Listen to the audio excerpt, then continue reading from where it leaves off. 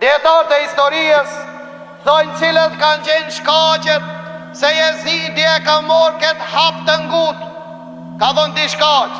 E para, Jezidi ka qenë trim, mirë po nuk i ka dit me i studiu çështjet si baba i ti Muavi. E dita, mungesa e këshilltarëve të meq. Mungesa e këshilltarëve të mequr e ka bon Jezidin që ta merë një hap të nëzituar, që do të shumë, ki hap ka me lon atë shpasoja të mëdha, derisa 20 vite kanë më zhvillu luftra të mëdha për këtë hap të nëzituar. Mirë po Velid ibn Utbe ka qenë njeri që ju ka frikë Allah. Kur ka arë letra, angrit mimberin e pejgamberit Allah, i ka të bu musliman, i ka këshillu me jadhon besatimin, e ka thonë gjithashtu mu ka imponu, që imponoj të japin besatimin, edhe atyre që s'ja kanë dhonë. Mirë po zëruna zotë që i Velidi me bon këta, unë e me mbytë, nipin e pejgamberit Allah, tha vallaj, dënjon me madhon, tha këta nuk e baj, që se ka dhonë besatimin, ta mbyti, nipin e pejgamberit Allah, dhe ta upi gjennetin Allah. Velid ibn Utbe, tha nuk e ban këta. Mirwan ibn Hakem, kur e pyti Velid ibn Utben, pse s'pe burgos Husejnin, i tregoj arsije dhe i tha, nëse je i këti mendimit të lumë, tha se e ki qëllu. Me gjitha ta, Hosejni dhe Abdullah ibn Zubejri nuk e shifshin të arsishëm që a japin besatimin për të arsije që do t'i tregojnë pak më vonë.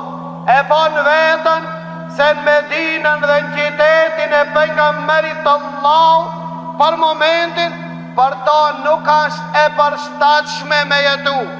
Ato duen të strehohen me një vend të sigurt që nëse merë hapa Jezidi gjali Muavijës, nëse merë hapa që me fuqi që insiston besatimin, mos ketë mundësi të realizon.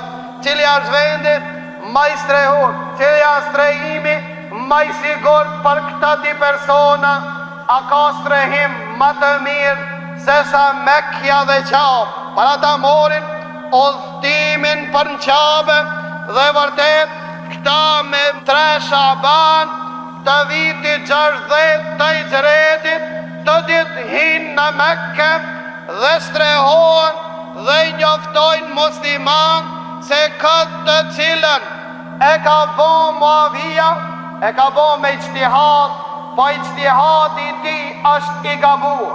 Për këtë arsye, neve nuk në imponon që japmi besatimin, për kundrazi duhet të vedisohen musliman se manira që e zgedh Jezidin nuk është as suneti pejgamberit Allah e as suneti i khalifeve makamësve të pejgamberit Allah. Për këtë arsye, do e mos musliman e kanë për forcë dhe obligim të urnojnë në të mirë dhe ndalojnë nga e keq. Njona që është prezent, është duhet që të rikthehet nxedhja e khalifës në një formë prej 3 formave që kemi tek në dersin e kaluar.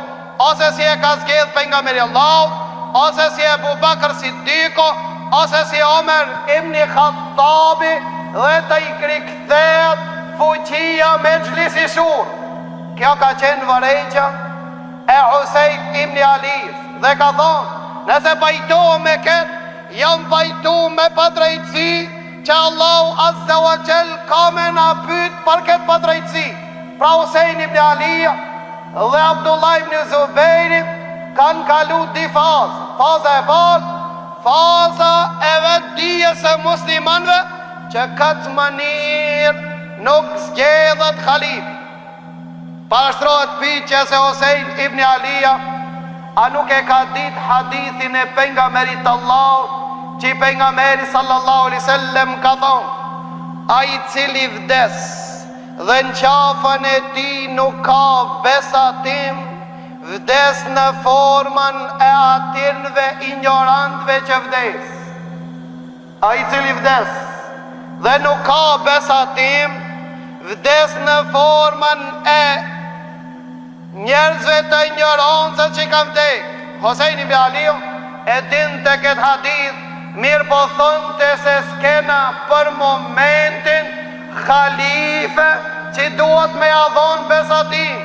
Forma duhet të kthehet me gjishura dhe kemi të gjallë musliman që janë më të mirë se Jezid. Nuk ka që vërtet se Huseini e ka akuzu Jezidin se ai ka qenë fasik, e ka pi alkoholin, ka bon zinonat mënirë që na interpretojnë dhe tentojnë të na tregojnë rawafidët apo shiat të cilët tentojnë të rënojnë Islamin. Këto ishin vërejtjet e Husein ibn Aliu.